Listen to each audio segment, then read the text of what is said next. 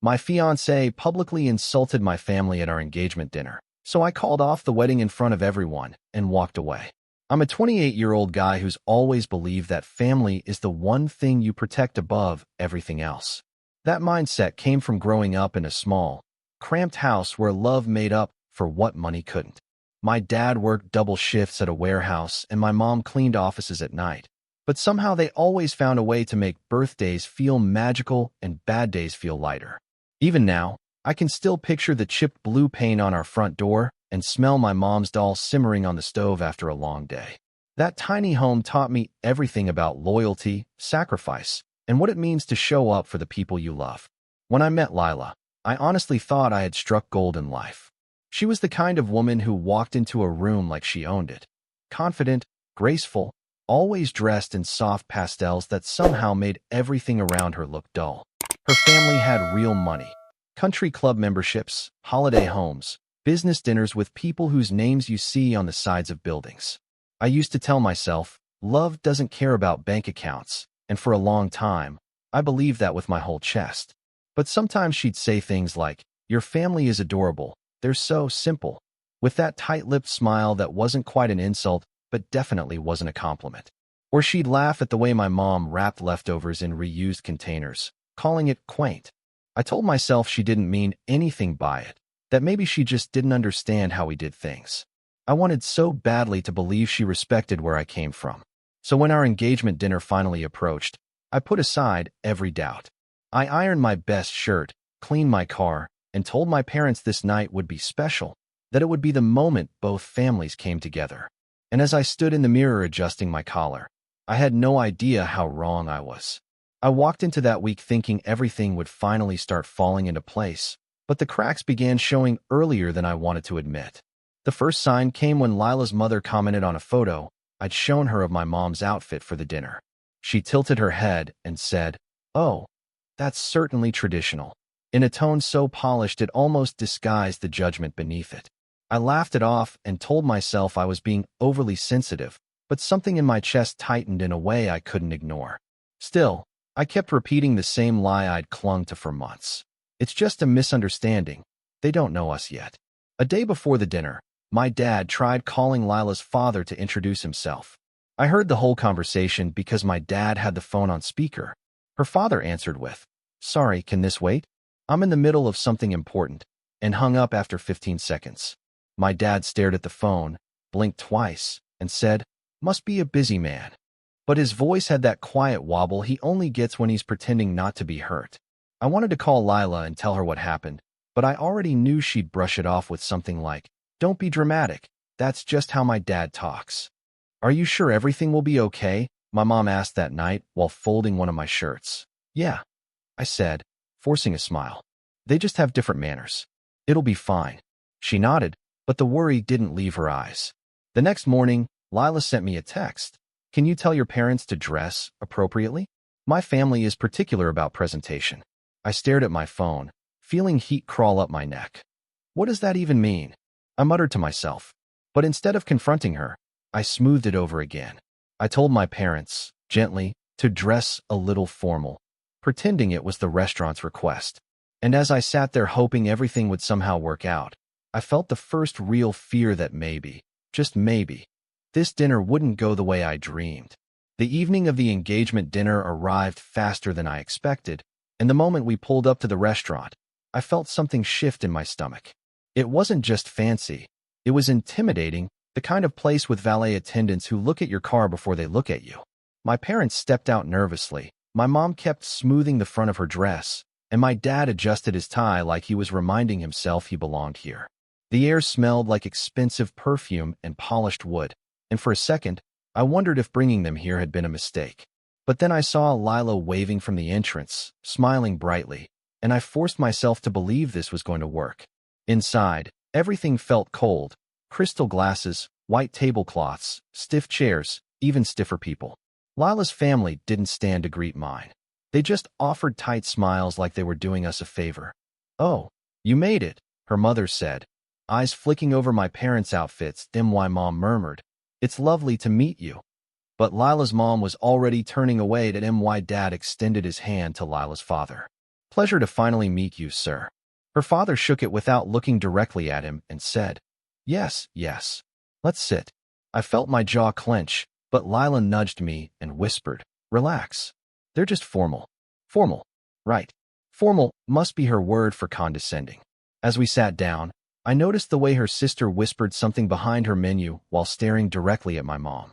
Lila laughed at a joke her father made about people who aren't used to fine dining. And my parents just sat there, smiling politely like they were trying not to cause trouble. My mom's hands trembled slightly as she reached for her water glass. My dad kept glancing at me, like he was checking if I was okay. I tried to lighten the mood by bringing up childhood stories, but every time I spoke, someone from Lila's family interrupted or redirected the conversation back to themselves. My parents fell quieter and quieter. And as I watched Lila laughing so comfortably with the people who were slowly slicing into my family's dignity, a cold realization settled in my chest. Something was very, very wrong. It didn't take long for the subtle tension to turn into outright humiliation. The first blow came when Lila's father lifted his wine glass and said loudly, I hope our son-in-law learns a bit more about fine living. Luxury is an acquired skill. His eyes slid to me, then to my dad, lingering just long enough to twist the knife.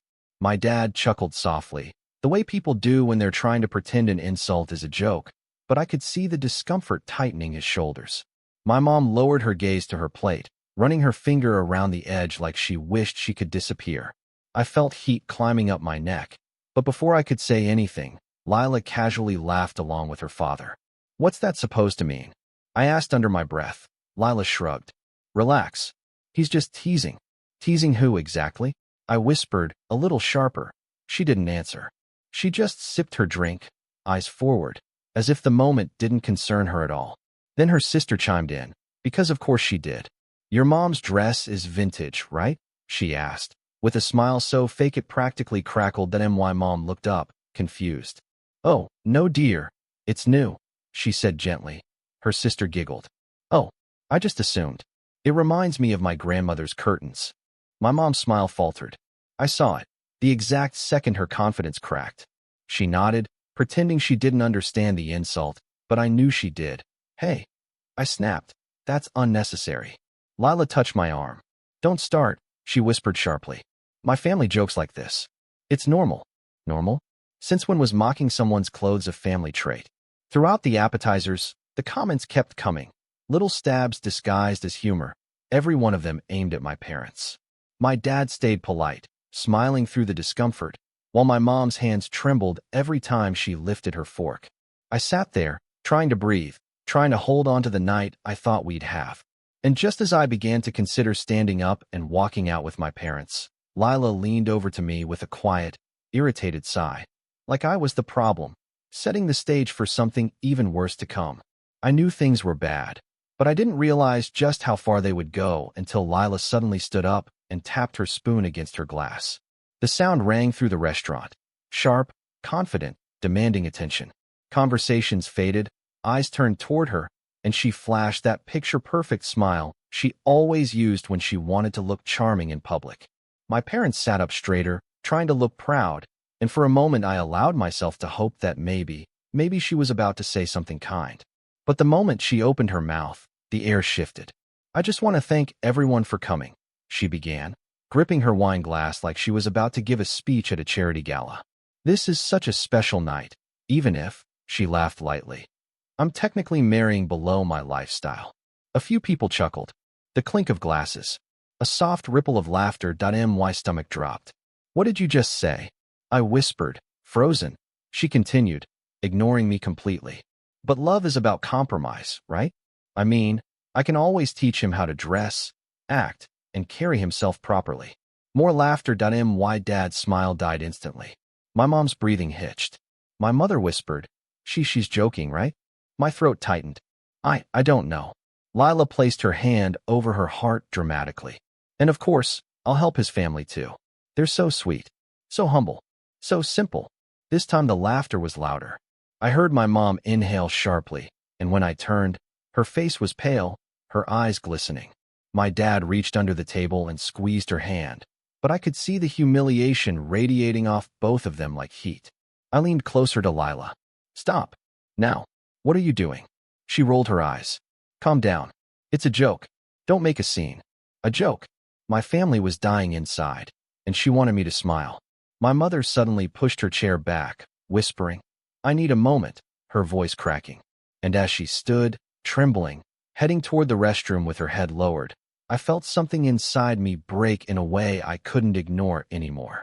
My mother had barely taken 3 steps away from the table before her knees buckled. I saw her hand reach for the edge of a chair, missing it by inches, and then her body crumpled toward the floor. The sound of her collapsing cut through the clatter of plates and the muted restaurant chatter like a sharp crack. For a second, no one moved, just stunned silence and the ringing in my ears. Then I was out of my chair, shoving it back so hard it nearly toppled, rushing to her as my dad scrambled beside me. My mom's breathing was shallow, her eyes unfocused, her face drained of all color. Mom, can you hear me? I said, my voice shaking. She blinked slowly, whispering, I'm okay. Just dizzy. No, you're not, my dad said, panic lacing his words. We need help. A waiter hurried over, followed by the restaurant manager, who immediately called for assistance and led us toward a quieter area near the back. As we lifted my mom to her feet, I turned to look at our table, at Lila. She hadn't even stood up. Instead, she sat there with her arms crossed, annoyance twisting her expression. Oh my God, she groaned loudly. Is she seriously doing this? She always seemed sensitive, but this is ridiculous. Her mother nodded, muttering, Some people don't know how to handle pressure. I froze. What did you just say? I demanded, still supporting my mother. Lila looked directly at me. This is our engagement dinner, and she's making it all about her. Honestly, it's embarrassing. Embarrassing that my mother was practically unconscious, and Lila thought it was an inconvenience. The restaurant staff guided us into a private lounge area, dimly lit and quiet except for my mother's shaky breathing. My dad kept whispering, Stay with us, sweetheart, as he held her hand. And as I sat there, my mother trembling against my shoulder, the truth hit me with a clarity I couldn't ignore. The woman I was about to marry didn't just disrespect my family. She had no humanity for them at all. But I had no idea that when we stepped back out to that table, things were about to get even worse. When my mom finally steadied enough to sit upright, the staff brought her water and offered to call an ambulance, but she shook her head weakly. I just need a minute, she whispered. My dad stayed close, rubbing her back in slow circles, his jaw clenched with the kind of fear he tried desperately to hide. I sat across from her, watching her chest rise and fall, feeling anger simmer beneath my skin like a tightly coiled spring ready to snap. All I wanted was to take her home, away from all of this. But she looked up at me with trembling eyes and said, Don't let this ruin your night, sweetheart. It almost broke me. After a few minutes, my mom insisted she could walk again. She didn't want to cause trouble, which was exactly the kind of thing she'd say even when she was breaking inside. So we slowly made our way back toward the dining area, my mother leaning on my father's arm. I expected at least a hint of concern from Lila's side of the table, but the moment we appeared, the looks we got were anything but sympathy. There you are, Lila said, her tone sharp, like we were late for an appointment. Can we please continue dinner now? Everyone's waiting. My dad blinked in disbelief. My wife collapsed, he said softly. Lila shrugged. And she's fine now. We don't need to drag it out. I felt something inside me coil tighter. Her father chimed in. Some people just aren't built for high-pressure environments.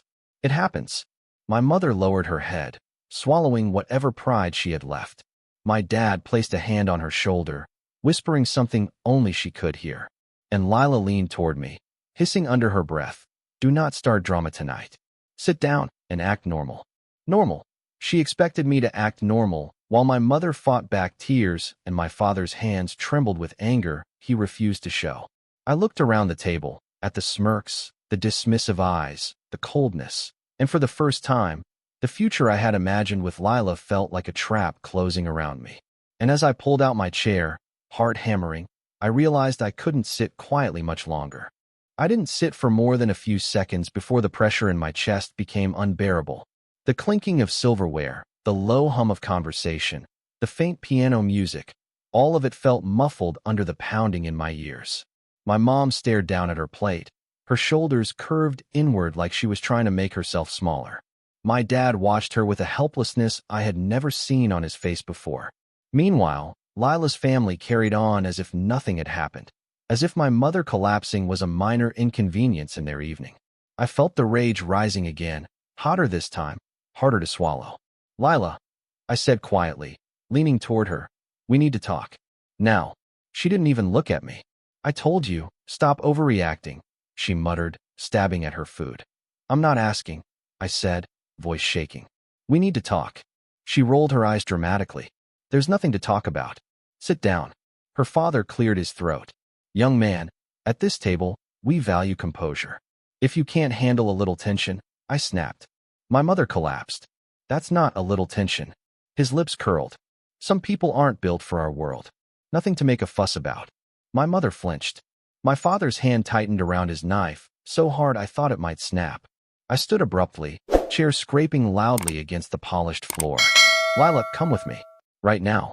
She looked around, embarrassed, like I was ruining the image she wanted to maintain. "God, fine, stop making a scene," she hissed, pushing her chair back. But before she stood, she leaned in and whispered sharply, "If you embarrass me in front of my family again, we're going to have a serious problem."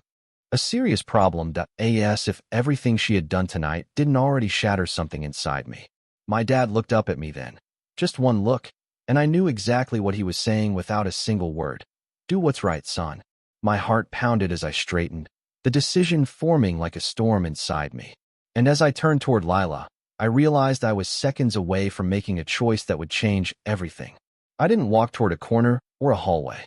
I walked straight to the center of the dining room, the same place Lila had stood earlier, tapping her glass for attention like she was the star of the show. My footsteps echoed across the polished floor, and every conversation in the room slowly faded. I could feel eyes turning toward me, confused, curious, waiting.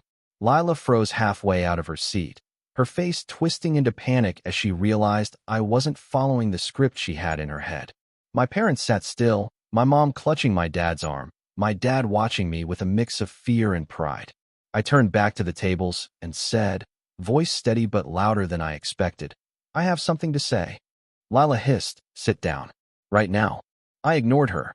"I'm calling off the engagement," I said clearly, letting the words hang in the air like a crack of thunder. Gasps rippled across the restaurant. A waiter froze in place. Lila's fork clattered onto her plate. "What the hell are you doing?" she shouted, stepping toward me. "I'm doing what I should have done the moment you humiliated my parents," I replied, my voice shaking with emotion I could barely contain. "I'm not marrying someone who mocks the people who gave me everything." Her face went red. "You're being insane. You're throwing away the best thing that ever happened to you." "No," I said quietly. "I'm walking away from the worst." Her father shot out of his chair. "Young man, you don't talk to my daughter like that. I'm not your young man, and thank God she'll never be my wife," I said, cutting him off. Her mother scoffed. "You think anyone will believe your version of tonight?" I gestured toward the room. Everyone here watched what happened. They saw. Lila reached for my arm. "You can't leave. You're not doing this. Not here." I stepped back. "I'm done letting you dictate what I can and can't do." Then I turned to my parents, voice softening. "Let's go home." I watched their eyes fill with a mix of relief and heartbreak as they stood. And as the three of us walked toward the exit, leaving Lila screaming behind us, I had no idea that the storm outside this restaurant was only the beginning of everything that would hit me next. The moment we stepped out of the restaurant, the cold night air hit me like a slap. My mom leaned into my dad, still pale, still shaky, and the guilt that washed over me was heavier than anything I'd ever felt. I kept replaying the scene in my head, her collapsing, the laughter, the insults, and somehow my brain twisted it into I should have protected them sooner. My chest felt tight, my breathing shallow, and even though I knew walking away had been the right choice, the reality of what I'd just blown up started sinking in. My hands were trembling as I unlocked the car. My mom whispered, "I'm sorry, sweetheart. I didn't mean to cause trouble," and hearing her apologize shattered something inside me. "Mom, no," I said immediately, my voice cracking. "You didn't do anything wrong." She gave a weak smile. "I didn't want to ruin your big night." "It was already ruined," my dad muttered quietly, bitterness he rarely showed bleeding through. "None of this was on you." When we got home, my mom went straight to bed, exhausted. My dad and I sat in the living room, the silence between us heavy. After a long moment, he cleared his throat and said, "There's something we didn't tell you." I looked up. "What?" He hesitated. We took out a small loan to help with the wedding costs." My stomach dropped. "Why, Dad? I told you I didn't need." "We wanted to contribute," he said softly. "We didn't want her family to think we couldn't." I buried my face in my hands. I felt sick that my parents had put themselves in debt for a future that no longer existed. Sick that they had felt pressured. Sick that I hadn't seen it sooner. That's when my phone buzzed. At first, I thought it might be a friend checking in, but when I looked down, my chest tightened again. 27 missed messages. All from Lila. The newest one read, "Fix this now, or you'll regret it." And as the notifications kept pouring in, one after another, I felt the reality of the fallout closing in around me. The next morning, I woke up to sunlight cutting through my blinds, but it didn't bring any warmth with it. My phone was still buzzing every few minutes. Texts, missed calls, voicemails from Lila, each one angrier than the last. My head felt heavy, my chest tight, and for a moment, I just sat on the edge of my bed staring at the floor, wondering how everything had fallen apart so violently. But then I heard my mom's soft cough from down the hallway, and it snapped me out of my spiral. Whatever I felt, whatever shame or confusion or exhaustion was weighing me down, it didn't matter as much as what they had been put through. I needed to start fixing what I could. My dad was already in the kitchen when I walked in. He looked tired, older, somehow, but he still gave me a small smile. "Tea?" he asked, holding up a cup. "Yeah, thanks," I said, sinking into a chair, and why Mom joined us a minute later, moving slowly but giving me a gentle pat on the shoulder. "Feeling better?" I asked. She nodded. "Just tired. Emotionally tired." We sat together quietly until I finally spoke. "I'm paying off the loan," I said firmly. "Every penny." My dad sighed. "Son, you don't have to." "I do," I insisted. "I should have protected you both sooner. Let me do this." My phone buzzed again. My mom frowned. "Is that her?" "Yeah," I muttered. "She won't stop." I opened one of Lila's messages. "You humiliated me. You embarrassed my entire family. Fix this, or I promise you'll regret it." My fingers tightened around the phone. Then came another. "Say sorry, and we can still move forward. My parents might forgive you." I stared at the screen, disbelief turning into a cold clarity. Later that afternoon, 2 of my friends stopped by. They'd already heard bits of the story and sat with me on the porch. "Man, we always had a weird feeling about her," one of them admitted. "She never respected you. Or your family." Hearing someone else say it out loud stung, but it also felt like confirmation I desperately needed. That night, I blocked Lila's number. Every message, every call, every attempt. But even as I hit block, I had the unsettling feeling that cutting her off wasn't the end of this. Only the beginning of whatever was coming next. For a few days, things went eerily quiet. No messages, no calls, no surprises at the door. I focused on work, on helping my parents, on slowly paying off the loan they never should have taken. But the silence didn't feel peaceful. It felt like the stillness before a storm. My mom was healing, my dad was calmer, and I was beginning to finally breathe again.